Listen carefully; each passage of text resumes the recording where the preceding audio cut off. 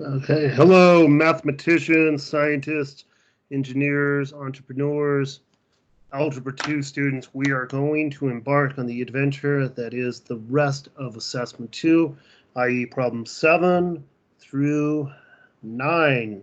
So let's get that started. Share to screen. Here we go. Okay, well, talk about a spoiler alert, but it doesn't matter.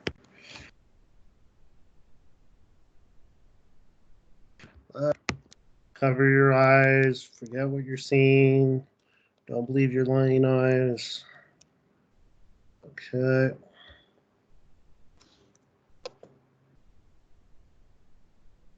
Here we go. So first of all, question 7 asks, where does the graph of the line y equals x minus 2 intersect the x-axis? So that means the x-intercept, but the way they state it is more intuitive. You can visualize the x-axis and the y-axis. If this is the x-axis, any point that crosses the x-axis here would suffice as an example of the x-intercept. The point that is on such line would be the x-intercept. Anyway, we could also depict that graphically, in a tabular format as follows. And it says, where does let me put the graph here again. If we have points here that cross any point along this line, along the vertical line is an x-intercept, then we know that if this is -1 and this is +1, we know that in that event that the y value would be 0. So y 0. So what input is going to produce a 0 output? So the way we would go about that, and that's the important part, as is often the case in life, how you get the answer is much more important than simply finding the answer. So y, instead of y, we have 0 equal to x minus 2. And then we're just solving for x. It's just a simple equation at that point. Add 2 to both sides.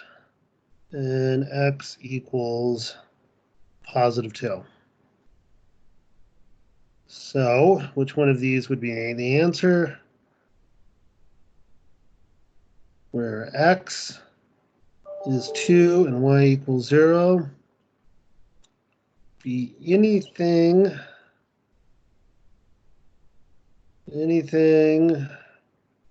where, see, 2, x is 2, y is 0, b would work, b. And then for problem 8, where does the graph of the line 3x minus 4y equal to 12 intersect the y-axis? So again, if you picture this, let me start over with the block of this. Anything along this vertical axis before we had the horizontal axis, that was the x-axis. Anything that crossed there was an x-intercept. But now for a y-intercept, anything that intersects the y-axis is going to be along this point. So that means that if x over here is +1 and this is -1, anything along this line is 0. So in tabular format, x, y, 0.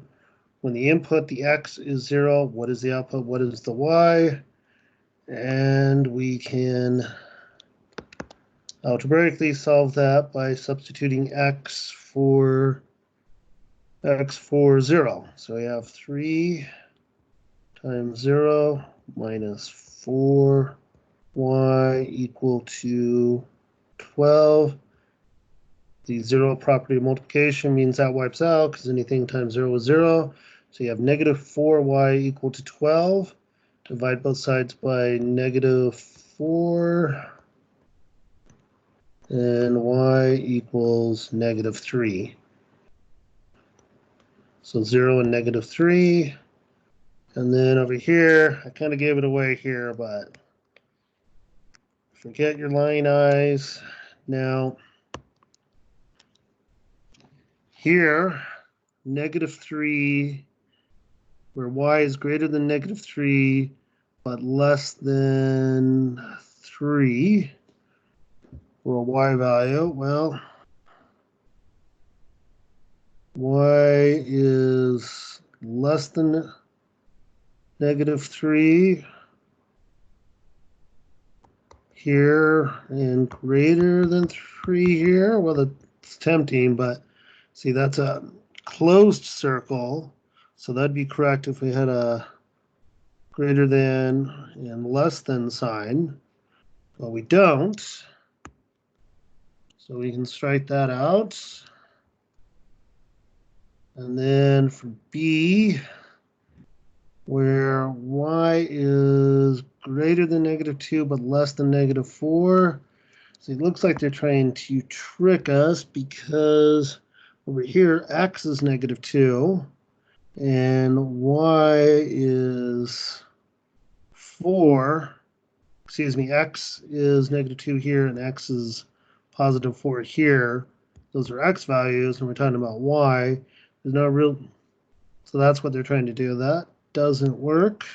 Y equal to 1 would be, we had the horizontal line going through y equals 1. We don't have that. So we can also strike out C and then D, y equal to negative 3 and y equal to 3. We have those 2 points represented. So by process of elimination as well, that would work. D would be the answer. So keep up the social distancing, keep up being rock stars, and stay positive.